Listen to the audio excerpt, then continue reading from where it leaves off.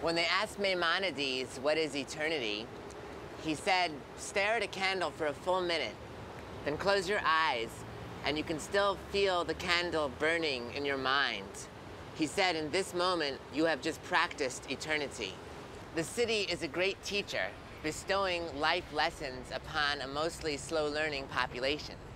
September 11th was one of many parables the great, sagacious, cosmopolitan guru has dropped upon this population to illustrate one of its greatest points, the creation and destruction that is the rhythm of the universe, is a part of our everyday. Creation and destruction, the dance of Shiva. New York City is an excellent dance floor for that specific choreography. Behind me, St. Paul's Church, once dwarfed by two enormous towers, is now a new vista view of a church steeple with sky. And the new skyline is made up of old buildings to be appreciated and viewed in a new way. One thing you can discern and learn from the current landmark called Ground Zero is that buildings, just like people, can wear veils, black veils.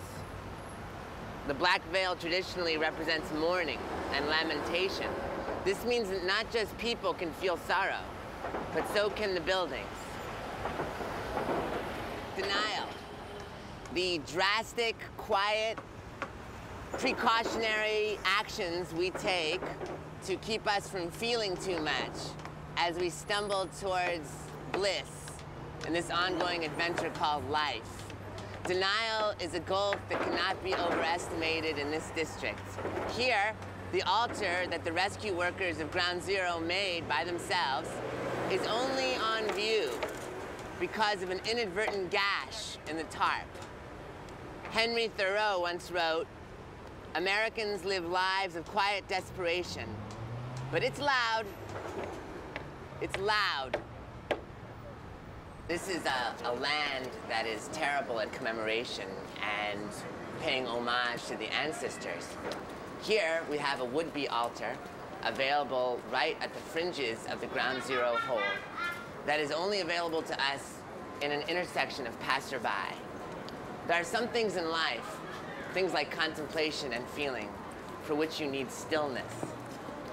At the center of our altar, a handwritten sign.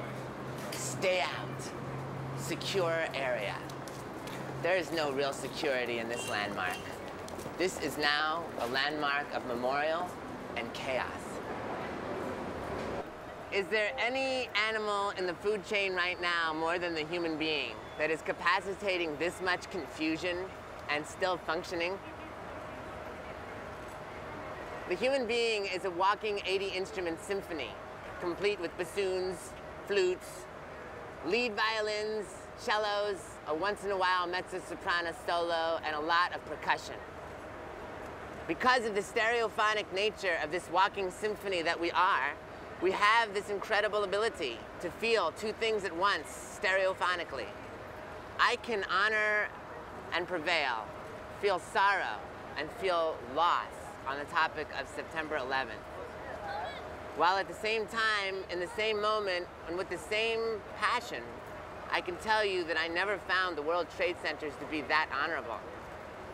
They were two towers, known as the Twin Towers, identical twins in an unwinnable rivalry between each other. They were, in fact, each one of them, at different stages of the day, trying to look taller than the other. And depending on where you stood in the city, one often did look taller than the other. But that was the optical delusion that comes with competition and sibling rivalry, the lethargic excursion from a true life with a sibling. In fact, they were at all times twins, identical. Some would ask me, did the one with the antenna, perhaps that one was taller? No, I would say, just more desperate to win. The gap between the two towers represents non-communication. Their backs turned to each other, their arms folded. I used to ask people, will the World Trade Centers ever speak to one another again?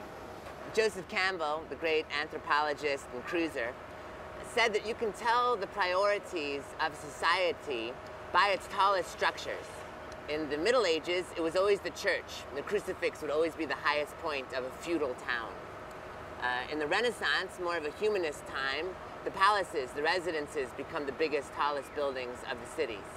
And in the modern metropolises, Campbell said, the skyscraper, the business buildings, the buildings of the economy become the tallest structures, the priorities of the land.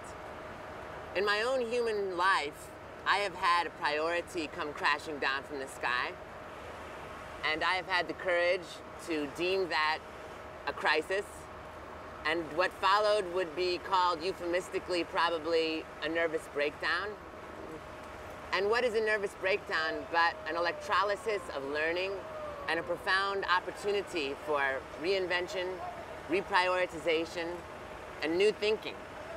Behind me here, this might look to you like a hole in the ground, but what it actually is a delightful, benevolent opportunity for rebirth.